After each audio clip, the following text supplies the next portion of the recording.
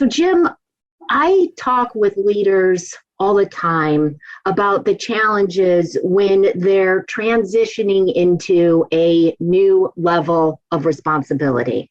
Maybe it's initially stepping into a leadership role. Maybe it's stepping into a regional, right? Or now I'm running this part of the business. There is a shift that takes place in our own personal capabilities as leaders. What advice would you give to leaders who are stepping up in their responsibility? We see this all the time when we go through this, Amy, at Flexera. And I think like anything that you embark on in your personal or your professional life, I think you've got to really step back and first of all, reflect and reflect on what is your ultimate picture of success. I'm a big believer in visualization, and unfortunately, far too many times, a lot of people that are candidates for promotion into a management or a leadership position at a variety of different levels, they're action oriented and they're problem solvers. And their knee-jerk reaction is to want to dive into the fire and start fixing things, and that's admirable. But I would encourage everybody to step back and really reflect upon what is it that they want to be? What is that future and that reality that they aspire to be their future? And it's only after you get a clear picture of success in your own mind as to what you're trying to accomplish and the ways that you're going to do that by leading other people, I think that you can then start to put together the discrete goals, objectives, action plans, whatever you do to motivate yourself to go and make that picture of success a reality. Yeah, well said. That slow down to be able to speed up, because I see exactly what you were speaking to. I got to get in action. There's all these things I can do. How quickly can I do them? Instead of really visualizing what do you see possible? What impact do you want to have in this role you're in now? That's right. And I don't think many people oftentimes give themselves permission to just take that time. And then what will invariably happen, to quote the great Mike Tyson, everybody has a plan until you get punched in the face. That picture of success and how you're going to do that and all the great things that you intend to do, you'll be thrown a variety of different curveballs, because human beings, being what they are unpredictable. Sometimes they're illogical. Sometimes they're highly illogical, and your visions of grandeur and that people are just going to be inspired by you 24/7. You come back down to reality, and you've got to continually retool. How are you going to do that? And I think one of the misconceptions maybe that people make is, if you're leading a team of 8 people, it's not a one-size-fits-all management philosophy or leadership philosophy. There's 8 individuals, and each and every one of them, just like our children, are going to require slightly different parenting and or leadership techniques. Yes. Yeah.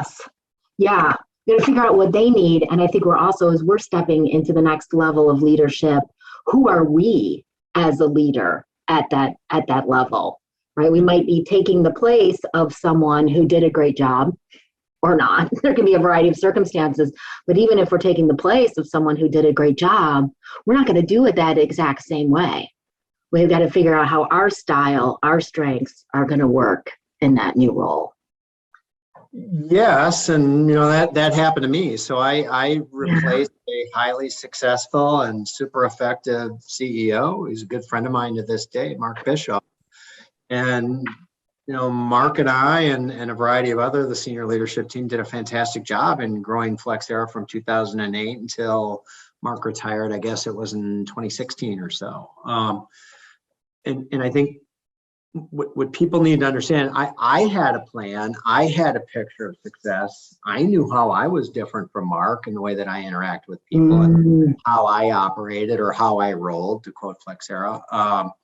But a lot of people didn't know me, and a lot of people didn't necessarily give me the chance on the front to prove how I was different. They just assumed that I was just like Mark, and the way Mark made decisions, the way Mark did things, and the way things in general was not really going to change.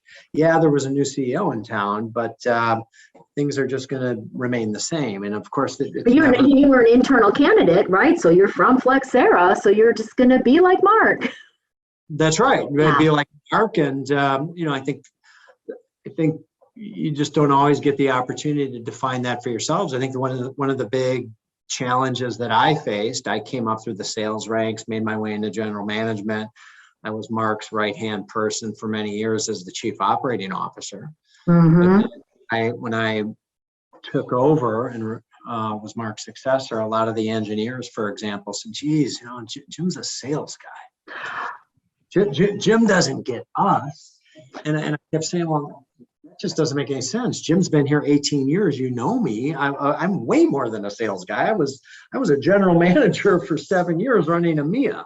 Mm-hmm. But yet people develop different stereotypes and impressions on how you are as an individual. And you got to understand, it's not just a change for yourself looking into the mirror.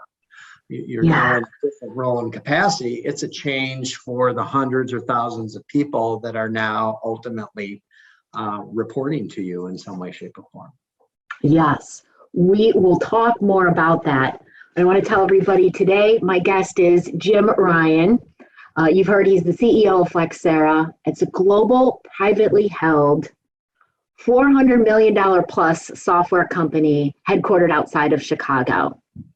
Jim has been with the company since 1998, and you heard some of these roles: Chief Operating Officer, SVP of Global Sales, Managing Director of EMEA, where he lived in the UK for 7 years. In the 5 years, maybe it's been 6 years now, since Jim has been CEO, Flexera has experienced dramatic revenue and EBITDA growth, led 2 ownership changes with private equity, and completed over a dozen M&A transactions. He's been instrumental in growing the company's valuation by a factor of 15x plus, more than, to now nearly $3 billion. You'll have to let us know if there's any updates to those numbers. It's such aggressive growth. Most importantly, the over 1,300 employees at Flexera have recognized the company as Inc. magazine's 2020 Best Workplace. And Flexera has been named a top workplace by the Chicago Tribune for now 10 consecutive years. Jim has served as the operating advisor to the private equity firm Thoma since 2014, specializing in the area of sales. Jim also sits on outside boards, leveraging his experience and track record of delivering results at Flexera. He's frequently asked to speak on business topics, including technology value optimization, private equity, M&A, sales strategy, leadership, and culture. Jim holds a BA from Marquette University, where he studied political science and French. Alors, nous pouvons parler le français, but we are going to speak English, and we're going to talk about leadership. Thanks for being here, Jim. Thanks for having me, Amy. I appreciate it. Yeah. So you were talking about the expectations of Flexera employees as there was the transition from Mark to Jim in the CEO role. So there was obviously changing perspectives of the employees, but what work did you need to do personally, Jim, being put into that position and then seeing the variety of reactions from the workforce? Well, again, in my case, I felt like I needed to step back and really try to formulate a picture of success for what I wanted the company to look like in 5 years' time. What I wanted to look like, not physically, but what would I be doing? And I worked with an outside coach to really help me put clarity to that. We talked about what would the investors be saying? What would I hear the investors say in a board meeting in 5 years' time? What would the employees be saying? What would the analysts or the press? What would a variety of these different stakeholders be saying in 5 years' time?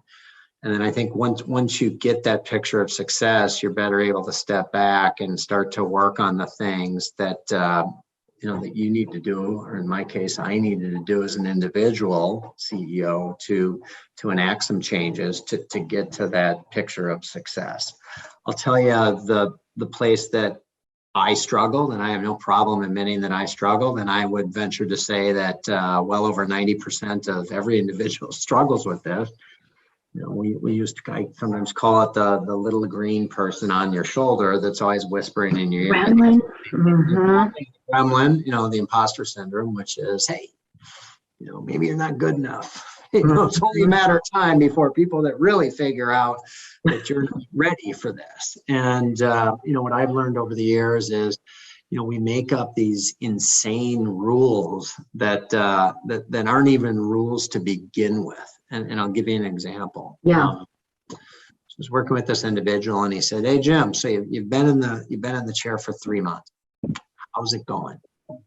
No, it's going great. I've had a couple board meetings, and I'm really starting to get into the flow of things. And he said, "Well, tell you what, on a scale of 1 to 10, or no, it was 0 to 100%. 0 to 100%, Jim, like in terms of owning it, really rocking the role of CEO, president and CEO, where are you?" And I said, "I'm at about a 70%. He said, "Well, what do you need to get to 100 or even the 90? Wow. Yeah. I feel like I need another 6 months. I feel like I need another 6 months, more board meetings under my belt. I feel like I need to do X, Y. I forget all the details at the time. But the point was, I needed time. I needed more time to be a CEO, to feel like I was operating in 100% capacity and being a CEO. Just to have the experiences. That's right. Kind of sat back and he said, "All right." He said, when the board puts you into the role of CEO, do you think they said, "Hey, you know what? Jim's a great guy. I think he's going to be 70% effective or own the role by 70% for the first 6 to 9 months of his tenure." Do you think that that's what the board wanted? Do you think that's what the board had in mind, that you were only going to be 70 to some, whatever percentage? I said, "Well, of course not." And again, the point of the story is, I had made up a complete BS rule that somehow I needed to marinate in the role.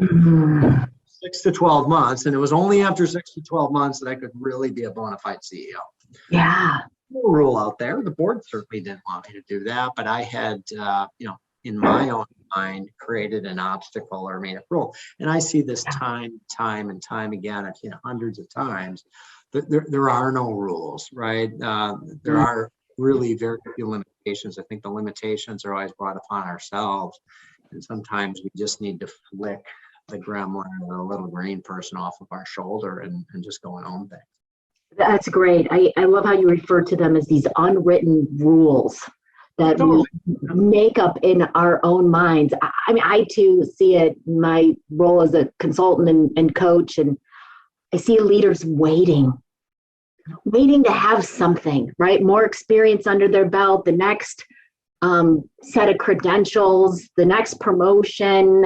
They've got all their peers on board or the roadmap totally figured out. It's like,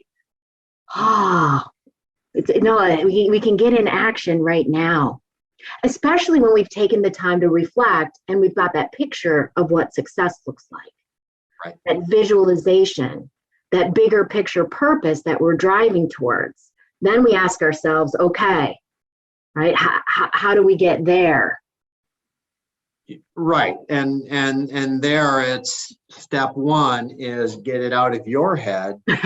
Yeah. Paint that picture for everybody else. Because when I say we are going to become a world-class SaaS-oriented software company that is nimble and responsive to our customers and delivers high-octane value to our investors, I know exactly what that picture is because I've gone through that exercise. I know exactly what I hear all these stakeholders say in 5 years' time. Yeah. In our case, we got 1,300 employees. There's 1,300 different pictures of success. And when I say world-class or high-octane or this or that, yeah, in my mind, but it's not necessarily clear in terms of everybody else that's got to put together their own goals and objectives and action plans to go and make that a reality. So I think step one after reflection and getting that picture in your own mind, then it becomes it is essential to then go and articulate what that means. Tell people what they would be hearing. Tell people what you would expect. What would our meetings be like? What would the volume be? What would the passion and intensity look like? We even got down at one point, what color would it be? What would it taste like? Because you can't be specific enough, right? When things don't go well at Flexera, and that happens all the time, just like at every other company. When things don't go well, oftentimes you can trace it back to lack of clarity on what the picture of success was, for sure. Yes. Clear expectations. It's one of the biggest drivers of engagement of employees, right? We were referencing earlier, Jim, Marshall Goldsmith's book, What Got You Here Won't Get You There. What have you had to let go of as you have worked your way up or through your career? However you think about that. Just very, very many, so many things in no particular order, just riffing off at the top of my head. Time management, my time. I don't run my own schedule or calendar anymore. My life is one big Venn diagram of personal and professional activities, and it takes a village to manage my schedule. There's a lot of demands globally. There's a lot of demands in the business with all of the different functions. I have stakeholders, investors that want to talk to me. I have stakeholders and our customers that want to talk to me, employees. And then I have a great family that I also want to, be a great husband and a father and a son and a brother to as well. And something's got to give. And you have to just, I found that leveraging my executive assistant and some of the team that I work with has been essential to trying and get a team of people that help me be the most effective or efficient as I can with my time, for sure. That was one thing. Yeah. I, like most people, am action-oriented and a problem solver. And when I hear a problem, without a doubt, my tendency to this day is to try and solve and to try and throw myself into that. And that's no longer really my job as a CEO. Not that I don't do problems or don't get involved, but I have a whole team of people, senior leaders that are very experienced and more experienced than I am in running their functions in many cases. And as well-intentioned as I might be, sometimes my being overzealous to try and solve problems actually thrashes the organization a little bit more. That's great awareness. I know so many leaders that would love for their senior leaders to have that awareness. Not that I'm thrash free, but it's hard. I think now, listen, at the end of the day, everybody works for a CEO, but prior to becoming a CEO, one of the single biggest skill sets by far that we see at Flexera and have seen for decades now that prevents people from making it to the next level or actually helps them break through is the ability to get people that do not work for you directly to do something. It's called work in the matrix, work in the organization. People erroneously think that the day you step into a leadership role, when you have whatever title you've got, that somehow you're given an imaginary crown and you're a king or a queen and you issue edicts and everybody just follows. That doesn't happen. It never happens like that. And, you may be responsible for something, but you don't always control everything. And you have to figure out how to form alliances and build professional friendships and really understand the subtle art and skill set of mobilizing a variety of people that you can't just fire if you don't like them. Yeah. Good for you, but you've got to figure out how to tap in to what they've got going on to go and solve big problems. And the people that have continued to grab more responsibility at Flexera, at least, are the ones that have mastered that skill. It's by far one of the hardest, if not the hardest skill set that we see people struggle with as they try to get into a leadership position, for sure. Yeah. I like how you call that out, form alliances and work the matrix. I was talking to a leader not too long ago, and he actually he stepped into a people leadership role. And Jim was immediately finding ways to engage and empower the team members. And is this innate to you? He had had the experience of running projects where he needed to influence people across the organization. And he had learned how to form the alliances when you quote unquote, don't have the formal authority. But like you say, it's not like you put this crown on and you've got this formal authority anyways. Yeah, but he had learned how to authentically, in a meaningful way, get people involved and engaged with the work and with him and with the vision. Absolutely. And some of the very best people at doing this are project managers or people that we have a PMO for project management. And there's Six Sigma black belts and people that are schooled in this, and they understand that, and they understand the way in which you use metrics and goals and accountability and deadlines and reports and dashboards to change human behavior and get people to act in unison to go and tackle a common problem. But it's a subtle skill set. A lot of people struggle with it. Yeah. And I think, at least at Flexera, in my experience, I think it's one of the biggest impediments that prevent people from getting to where they ultimately want to get to from a leadership perspective. Yeah. How do you get others involved in doing the work, right? And not being that person who's trying to solve all the problems yourself, right, or making the edicts and expecting others to jump in. Yeah. How do you influence? One of the things you said, Jim, when I interviewed you for the Courage of a Leader book, I said, what advice would you give to emerging leaders? And you said, I would give this advice to all leaders. Ask for advice and counsel. Can you say more about why that would be the first piece of advice you'd give? Nobody can do it alone. Nobody. There's not one person on planet Earth that can accomplish anything that's even remotely great by themselves. Yeah. Nobody is expected and nobody can know everything. And there are so many people out in our professional and our personal lives that have experience and have perspective and are in a position to give you guidance and inputs and advice and counsel for a variety of things, whether it's a one-off problem or a multi-year journey on becoming a CEO. And yet, for whatever reason, people view it as a sign of weakness. Yeah. People view, well, geez, that person's got such a big job and a big title. He or she must be too busy for somebody like me. Again, little gremlin on your shoulder. Why in the world would somebody want to take time to help me? But I really believe that the advice I was given back in, I think it was 1998, 99, generally I think most people like to help others, and simply asking for your advice and counsel demonstrates that you really are looking for genuine help. You're not looking to have an angle to exploit them or sell them at the end of the day. And I've just found that regardless of how busy one is, regardless of one's stature or job or scale of the job, to this day, I still use it.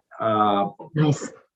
I go out, can I have your advice and counsel? And the way I typically arrive at that is, like us all, there's always a variety of different problems on my desk. And some of those problems I've never seen before, or some of them just seem really complicated. I don't even know where to start. One of the places to start is, who in my network, or even if they're not in my network, who has probably seen this one or many times? And if I could just get 15 minutes with them, could they help me? Yeah. So get off a LinkedIn request or an email. Could I like your advice and counsel on the following subject?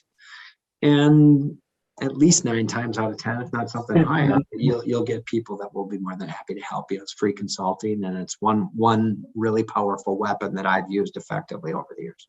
Yeah. I got to imagine it also helps form alliances. That's right.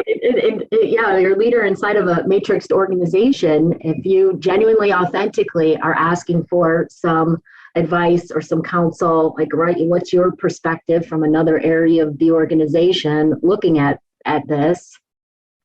Yep. Yeah, tapping into people's expertise. Right. Most of the problems any of us are facing, they've been faced before. There have been people that have confronted them. There are some people that have solved them and been wildly successful in doing that. Why not try to find those individuals and just figure it out? And even if it's not a specific, well-defined problem, the technique and the tool works the same if you're just looking for career advice. So if you're an entry-level first year out of college, finding your way in a new role, or you're a 25 plus year veteran that is out and about and wanting to get some breakthrough results, look for people that you admire, look for people that are doing the job that you aspire to do, and ask for their advice and counsel.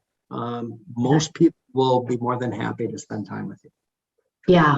Yes, I have found that to be true as well. Jim, this is a lot of great stuff that you've shared with us today. I love hey, you're taking on that next layer of responsibility. Reflect, visualize. What does that picture of success look like? Maybe you're asking for advice and counsel in that moment. Yeah, exactly. Right. And being cognizant of, hey, we're moving to that next picture of success. What do we need to let go of to get there? Yep. Yeah. And who do we need to empower and get on board? And we have to articulate where we're headed. That's right. Really great stuff, Jim. Thank you so much for your time today, and congratulations on all the success with Flexera. Thanks, Amy. I appreciate you having me. My pleasure.